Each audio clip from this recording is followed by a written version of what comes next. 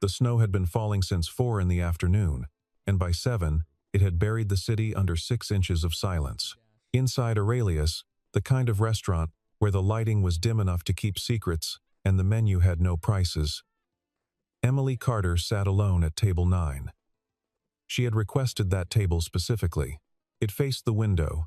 She liked watching things from a distance. Her coat was draped over the back of the chair cashmere. Charcoal gray, the kind that cost more than most people's monthly rent. Her wine glass was half full. She had not looked at her phone in 40 minutes, which was unusual. Her assistant had flagged it. Her assistant flagged everything. She was 36 years old and ran a private equity firm that managed $11 billion in assets. She had been on the cover of Forbes twice and Fortune once. She did not especially enjoy any of those things, but she had done them because they were what came next, and Emily Carter had always done what came next. The restaurant hummed softly around her, white tablecloths, low jazz from somewhere behind the bar, the clink of crystal, the murmur of conversations she had no interest in. A new server arrived at her table. He was tall, over 6 feet, with the kind of lean build that came not from vanity but from years of not eating enough. Dark hair, cut short. Mid-40s, she guessed, though there was something in his face that was harder to date, as if time had worked on it differently than on other people. His jaw was set in a way that suggested he had made a habit of keeping things to himself. He set down the bread basket without looking at her. "Will you be ordering from the tasting menu this evening? Or would you prefer to choose individually?" His voice was quiet. Not timid, just careful with itself. Like a man who had learned that words cost something. "Individually," Emily said. He nodded and produced the menu, the full one, with prices, and set it at the edge of the table without ceremony. Most servers made a small performance of it. He didn't. She watched him move away toward the adjacent table. Unhurried. No wasted motion.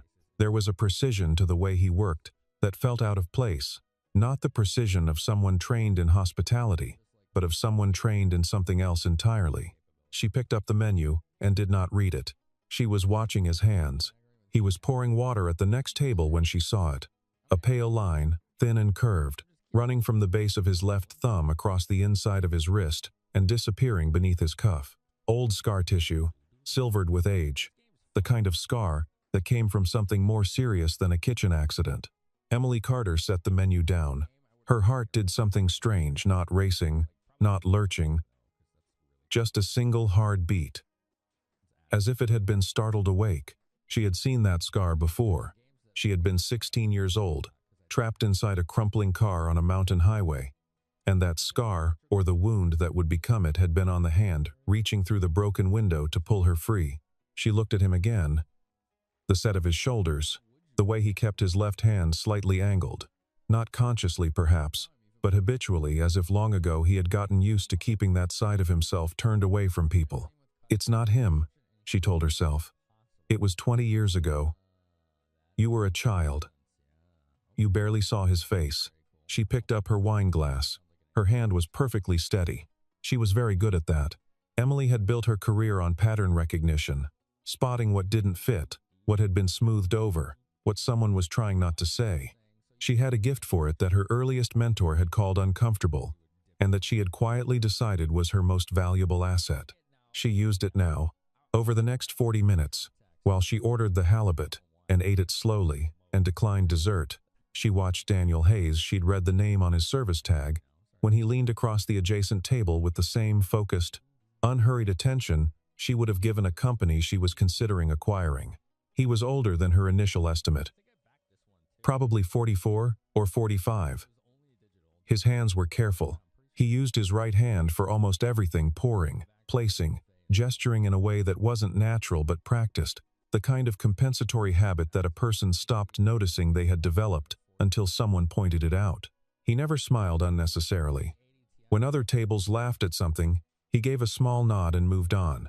He wasn't cold, he was contained.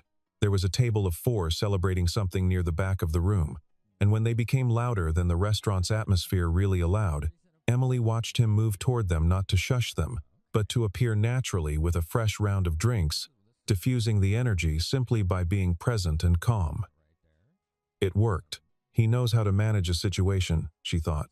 He's done that before, not here. She paid the bill in cash. She always carried cash and left a tip that was exactly double what anyone else in the restaurant would have left. She folded it under the bread basket, rather than leaving it visible on the table. On the way out, she paused at the coat check. The server who handled table 9, she said to the young woman at the counter. "What's his schedule?" The woman looked uncertain. "I'm not asking for personal information," Emily said. Not coldly, but with the precision of someone who understood the difference. "I'd like to request him specifically when I return. He was very attentive. He's here Tuesday through Saturday." Dinner service. Emily nodded and walked out into the snow.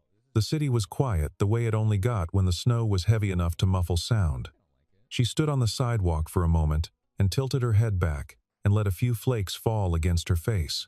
20 years ago, she had been coming back from a ski weekend with her family, her father driving, her mother asleep in the passenger seat, Emily in the back with a novel she wasn't really reading.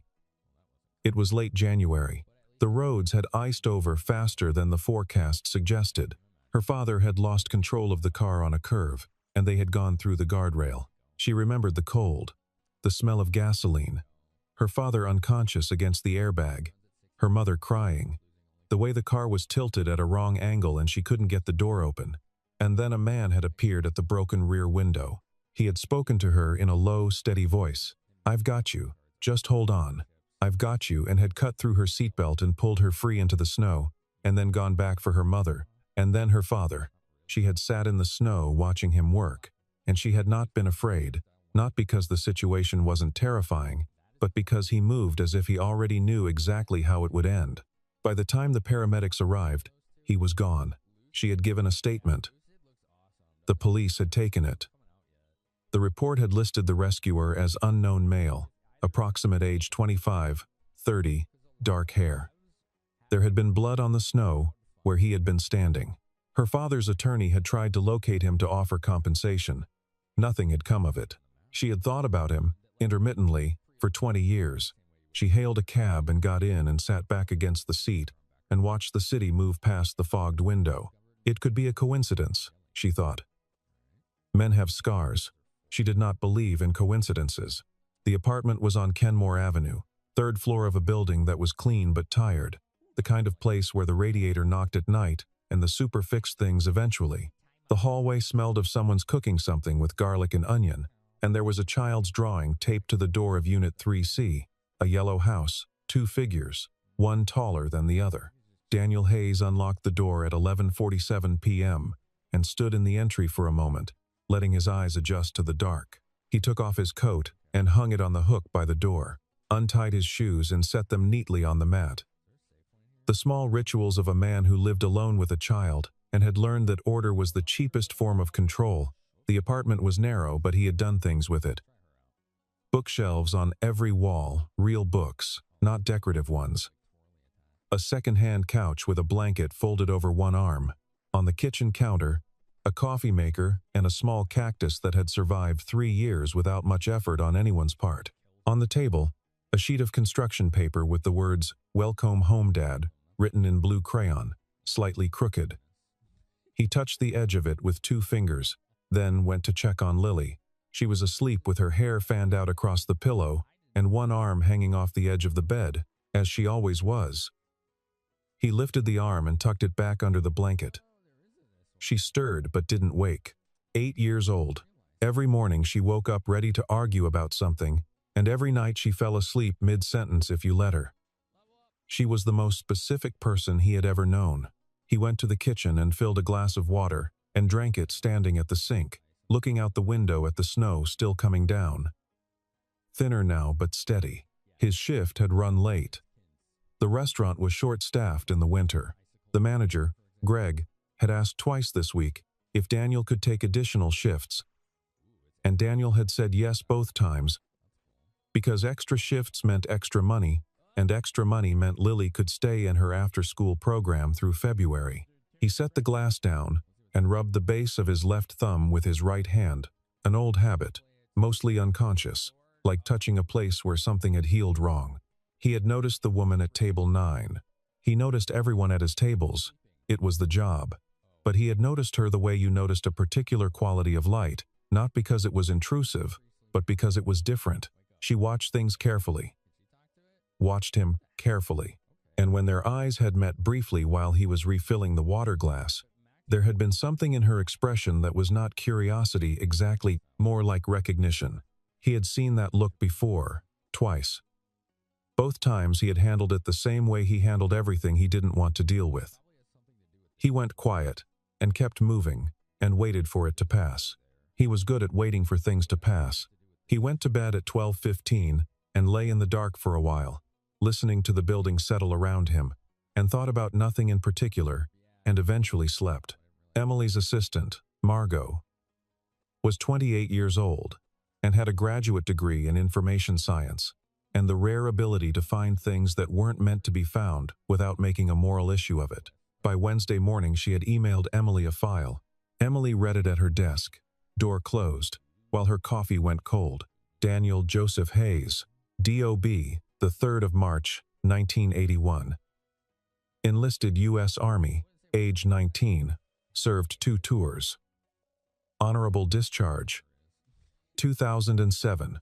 Joined Franklin County Search and Rescue, 2007, 2011. Commendations, 3. Resigned January 2011 due to injury sustained on duty. Previous marriage to Sandra Lynn Hayes, née Caldwell. 2010, 2014, dissolved. 1 child. Lily Ann Hayes, born 2016. Current employment. Aurelius Restaurant, server. 2022. Present. Prior employment. Various, including warehouse supervisor, delivery driver, building superintendent. Emily read the file twice. Then she pulled up the older documents Margot had included. A newspaper clipping from the Franklin County Gazette, the 29th of January 2005. Local man credited with saving family from highway accident. The article was 4 paragraphs. The man was not named at his own request. He was described as a former soldier in his mid-20s. There was a quote from the county sheriff. He pulled 3 people out of that vehicle in sub-zero temperatures before emergency services arrived. The youngest victim would not have survived another 10 minutes. Whoever he is, he saved at least 1 life that night, possibly 3. Emily sat back. She read the date again. The 29th of January, 2005. She had been 16. Her parents had been 44 and 41. The accident had been on State Route 12, outside of Allendale. She looked at the second document, a search and rescue report from 2011, an incident in which a member of the Franklin County team had sustained a serious laceration to his left hand and wrist during a winter extraction, deep tissue damage, severed tendons, 3 surgeries, partial, permanent loss of grip strength. The officer who had sustained the injury was not named in the public portion of the report, but the incident date, the location, and the nature of the injury were consistent with what Margot had found in the medical records obtained through means Emily did not ask about. The loss of grip strength in the left hand. The career that had required full physical capability ended at 30. She closed the file. For a long time, she sat and looked at the snow outside her office window, which faced west and got no direct light in the morning. He had pulled her out of a car. He had gone back in for her mother. He had gone back in a second time for her unconscious father. He had done all of this in a temperature of 4 degrees Fahrenheit, in the dark, on an icy mountain road. And then he had disappeared into the snow, and in the process he had torn his hand badly enough that it had ended the career he had built after the army, and he had never once, not in 20 years, attempted to make that anyone else's problem. Emily Carter picked up her phone and called Margot. "I need a table at Aurelius for Friday," she said. "Table 9. She went alone again. The snow had eased off by Friday, leaving the city gray and sharp-edged. She arrived at 7, ordered water, and waited. Daniel appeared at her table at 7:08. Something shifted in his face when he saw her, barely anything. A slight tightening around the eyes, but she caught it. "Good evening," he said, same quiet voice. "Can I start you with something while you look at the menu?" "I'd like to talk to you," Emily said. "I'm working." "I know. I'd still like to talk to you. When you have a moment." He looked at her for a count of 3. "Ma'am, if there's been an issue with service." "There hasn't." She met his eyes steadily. January 29th, 2005. State Route 12. Outside Allendale. It was 2 degrees below zero, and there was a car on its side in the ditch below the guardrail. There was a 16-year-old girl in the back seat. The stillness that came over him was not the stillness of a man who had been caught. It was the stillness of a man who had been expecting something for a long time, and was now watching it arrive. "You have the wrong person," he said. "I don't think I do. Then I'm sorry to disappoint you." He set the menu down. "I'll give you another few minutes." He walked away. She let him go. She ordered dinner, the lamb this time, and ate it slowly, and said nothing else to him for the remainder of the service. He was professional, attentive. He kept his left hand angled down and slightly away. When the bill came, she paid it. Then she wrote 4 words on the back of a card and left it under the breadbasket. "I owe you everything." She did not look at him on her way out. The following Tuesday she came back. This time she waited until the end of service, 10:30, when most of the other tables had cleared. She had nursed a glass of wine for 3 hours, and she was not remotely drunk, and the hostess had given up trying to rush her out. Daniel came to her table and stood and looked at her with an expression that was, for the first time, something other than neutral. "I know what you're doing," he said. "I'm having dinner, Miss Carter." He stopped. Then, "Emily, I know who you are. I knew the second time you came in. I'm asking you." He paused again, chose the words carefully. "Please don't do this." "Do what?" "Make it into something. It was a long time ago." "You were injured," she said. "Seriously injured. You lost your career. People lose careers." He said it without self-pity. That was what struck her. There was no performance in it, no invitation for sympathy. It was just a fact he had organized his life around. "You lost it because of me. I lost it doing what I was already doing every week." He pulled out the chair across from her, and then stopped himself, and stood holding the back of it. The hand was a problem before that night. That night was just he let go of the chair. It would have happened anyway. She looked at him. "Is that true?" A pause. "No. But it doesn't change anything." "It changes. I have a daughter," he said. "She's 8. I have a job I can do, an apartment. Enough. I don't need anything from you." The voice was still quiet, but there was something under it now, not anger. Something more complicated than anger. Something that had been folded up and put away a long time ago, and did not enjoy being unfolded. "I understand why you're here. I do. But whatever you're thinking, the answer is no." Emily sat with that for a moment. "Okay," she said. He looked at her with the slightest hint of surprise, as if he had expected more argument. "Okay," she said again. "Good night, Daniel." She put on her coat and left. She didn't go back to the restaurant.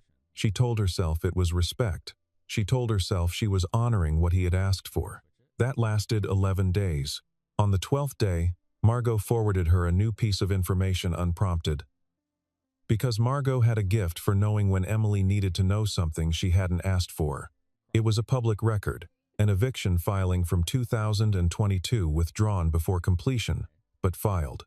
2 months after Daniel Hayes had started at Aurelius, and before that, a gap in employment of nearly 2 years, 2020 to 2022, coinciding with the onset of the pandemic and the closure of the warehouse operation he'd been supervising.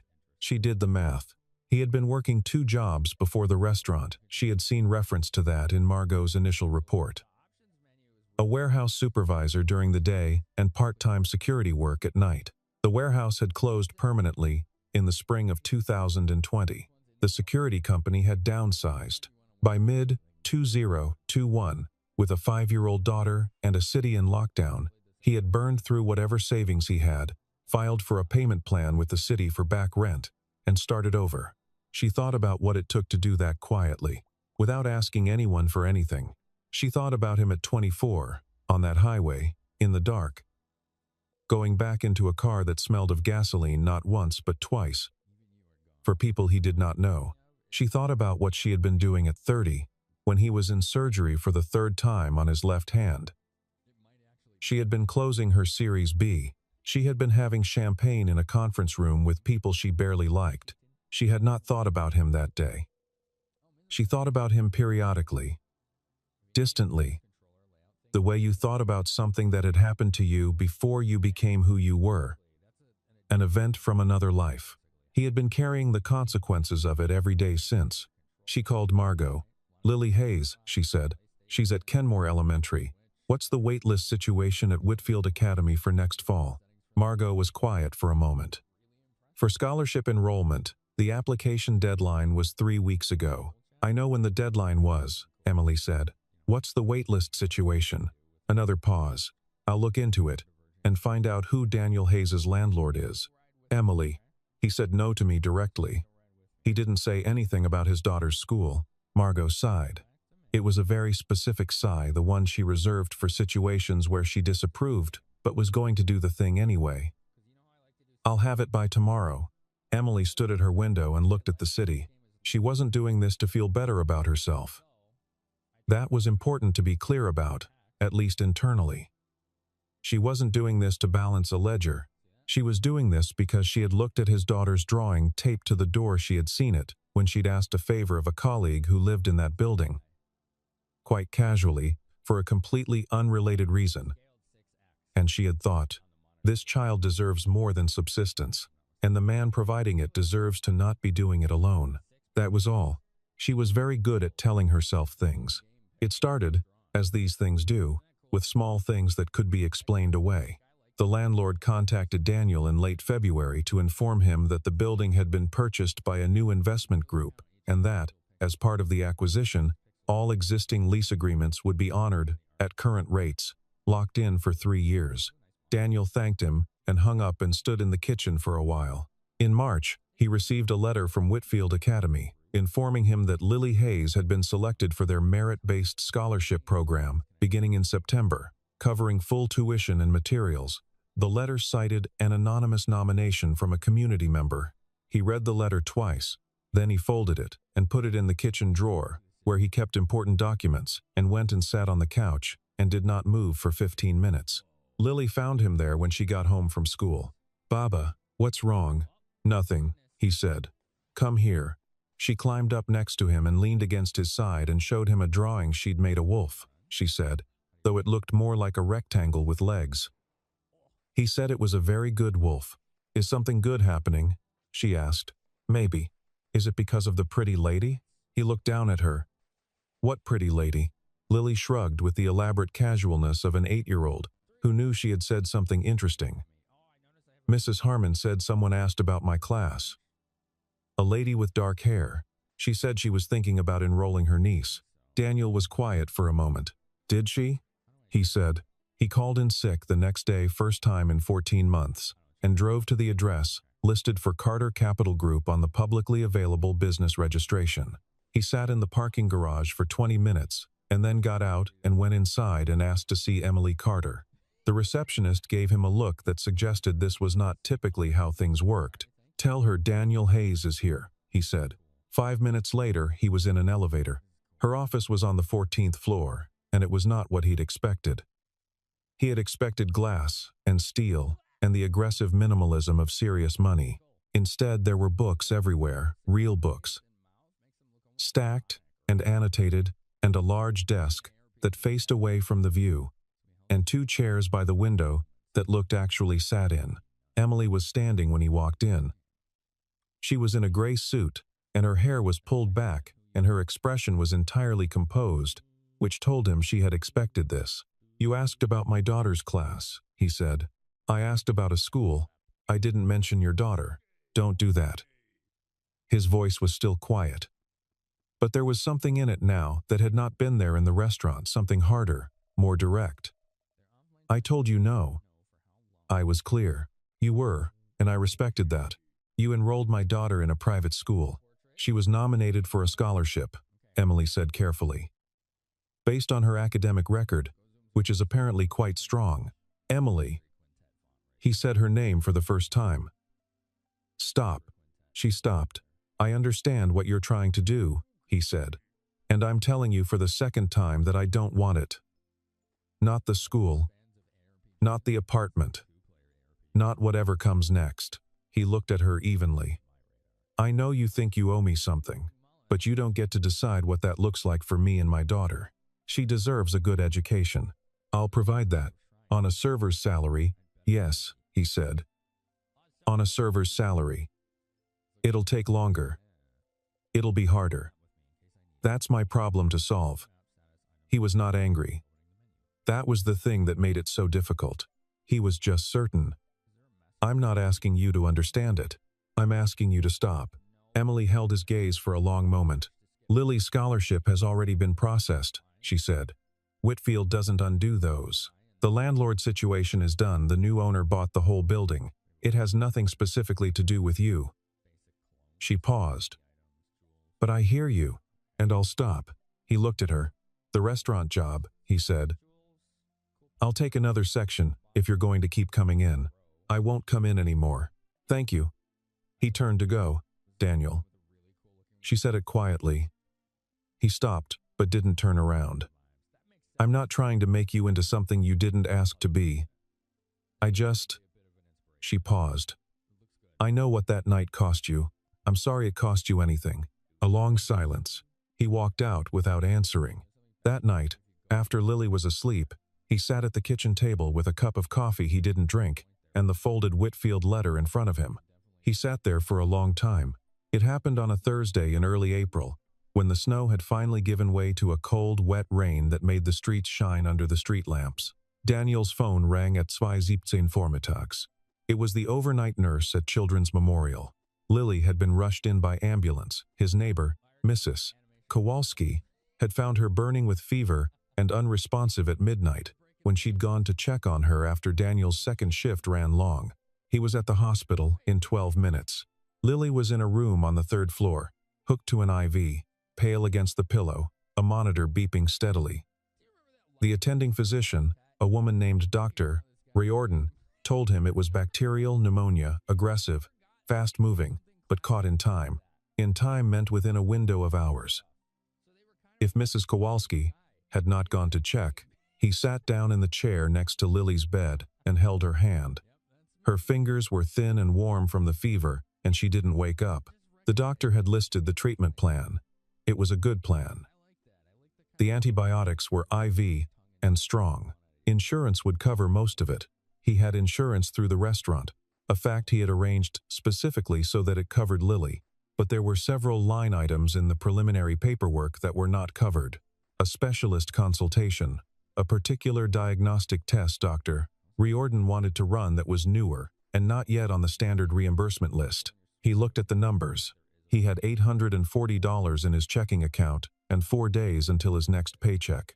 At 4 a.m. he stepped into the hallway to call his mother in Ohio, but she was 71 and not well, and he put the phone down before it rang. He called Greg, the restaurant manager. Greg was a decent man. He could probably get an advance. He called. It went to voicemail. He left a message. He went back and sat with Lily. At 5:30 a.m. there was a soft knock on the door of the room. He turned around. Emily Carter was standing in the doorway in a dark coat. Her hair loose, she had clearly not planned to be awake either. She looked at him, and then at Lily, and then back at him. And her expression was, not pitying, not performative, just present. I have a medical contact at this hospital, she said quietly. Dr. Fielding is the head of pediatric infectious disease. He's one of the best in the country. I can have him here in 30 minutes. Daniel looked at her. How did you know? He said. Mrs. Kowalski is my building manager's aunt. A pause. It's a small city. He looked at Lily. The monitor beeped. The rain made soft sounds against the window, which faced east. And the sky outside was starting to shift from black to a dark, uncertain gray. He thought about the things he had said to her in the office. The careful speech about autonomy and providing for his own daughter. All of it true.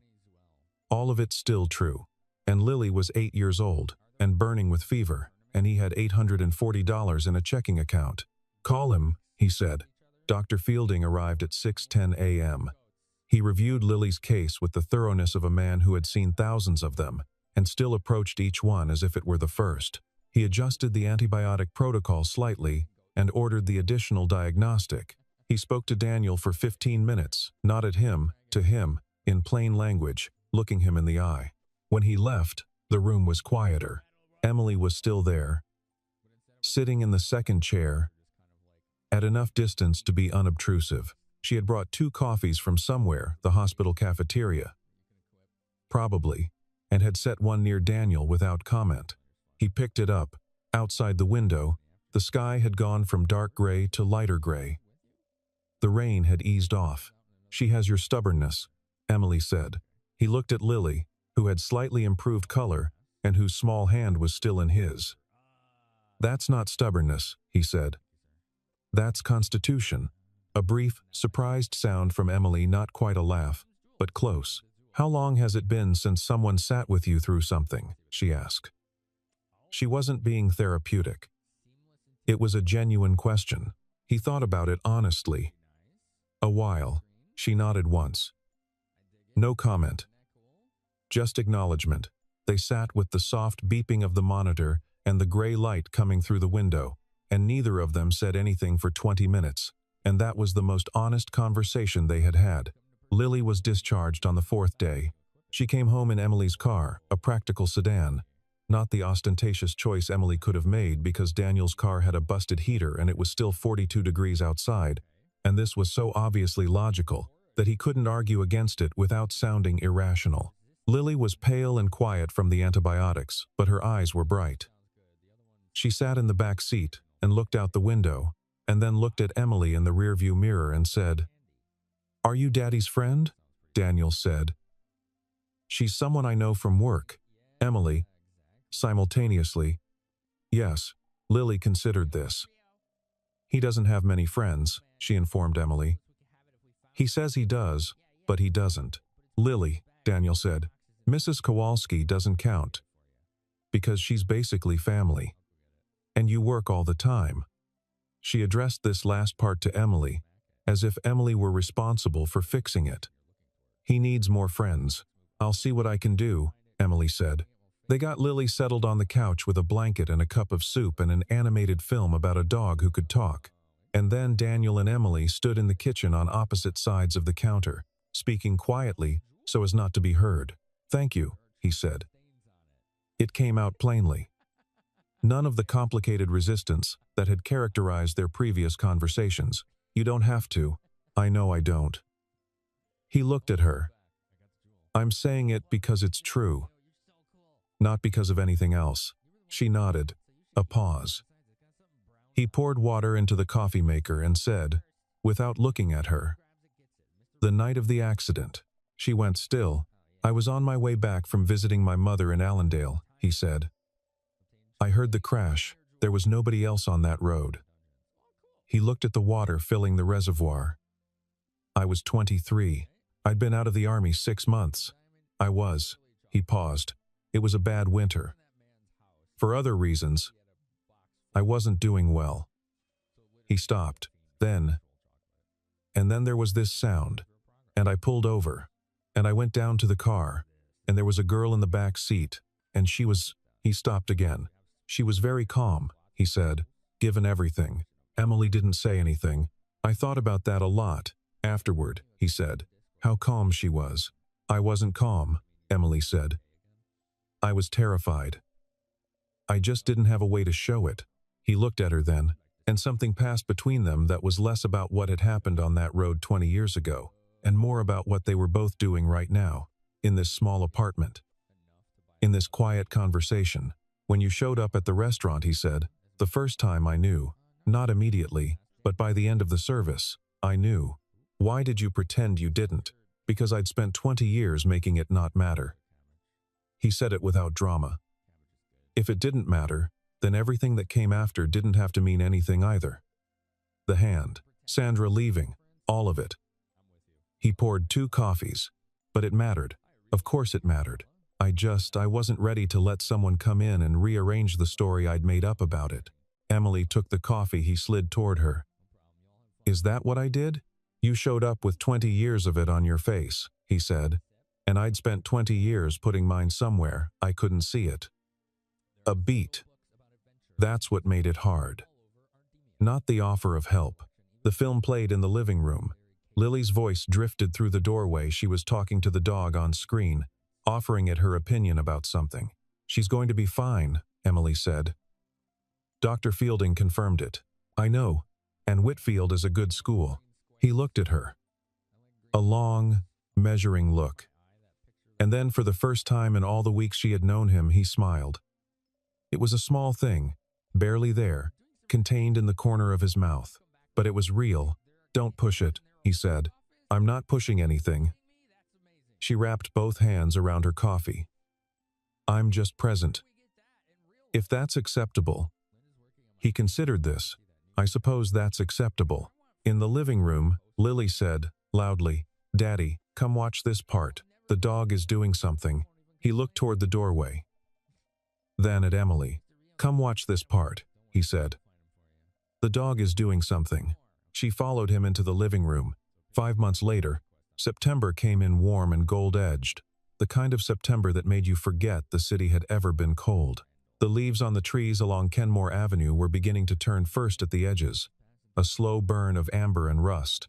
Lily started at Whitfield Academy on a Wednesday. She wore a new backpack, dark green. Her choice and her hair was in 2 uneven braids that she had insisted on doing herself. Daniel walked her to the door of the building and crouched down and straightened her collar, and she submitted to this for approximately 3 seconds before she said, I know, Dad, and walked inside with the particular confidence of a small person who has decided not to be nervous. He stood on the sidewalk for a moment after the door closed. His phone buzzed. Emily. How'd she do? He typed back. 3 seconds. Then, she walked in like she owned the place. A pause. Then, of course she did. He put the phone in his pocket and walked to the subway. Things had changed over the summer, not dramatically, not in the ways Emily had originally tried to arrange, but in the quieter ways that came from 2 people deciding to stop being strangers. He had a new job, not because Emily had engineered it, but because an operations manager at a logistics firm had been a regular at Aurelius, and had, over the course of several months, observed Daniel handle every difficult table, every impossible situation, every short-staffed Friday night, with a competence that was honestly wasted on dinner service. He had offered Daniel a position managing the firm's ground operations for the Northeast Corridor. Daniel had taken 2 weeks to consider it. He had asked Greg about leaving with proper notice. He had started in August. The salary was 3 times what he'd made at the restaurant. He had not told Emily about it until it was already done.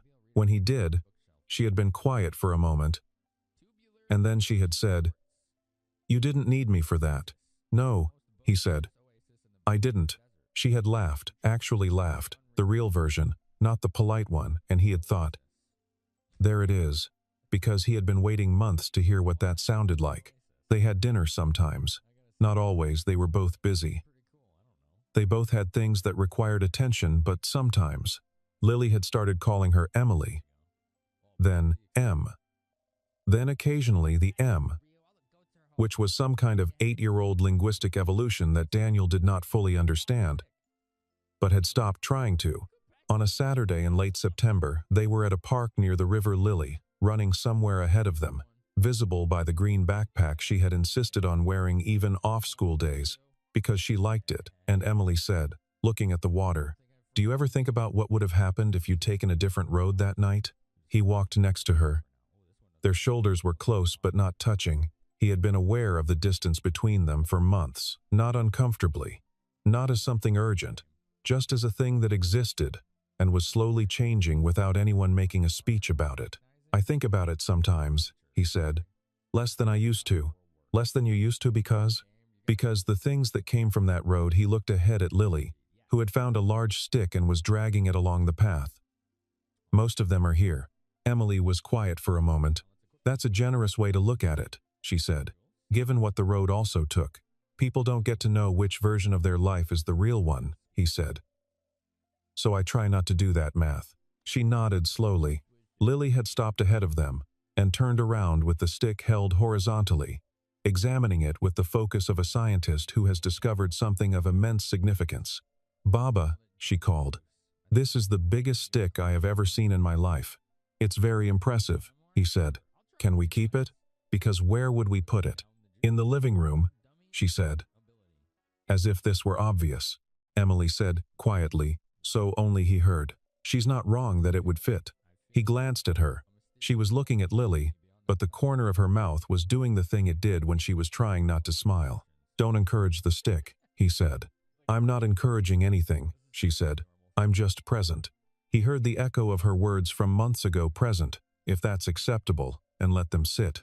Lily had lost interest in the stick debate, and was now crouching by the water's edge, studying something. The light through the trees was warm and long, the particular light of late afternoon and early fall, the kind that made everything look like it was being seen for the first time. He reached over, and his hand found hers, not a dramatic thing, not announced, just a hand finding a hand, the way hands do when they've been moving toward each other for a long time without rushing. She didn't say anything. He didn't say anything. Lily stood up from the water's edge, and turned around, and looked at them with the specific expression of an 8-year-old who has noticed something and has decided it is satisfactory. "Okay," she said, apparently to no one in particular. She went back to looking at the water. The light held. The river moved.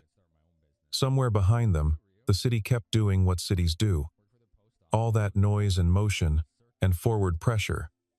But here by the water, it was quiet. His thumb moved slightly against the back of her hand. That was all. That was everything.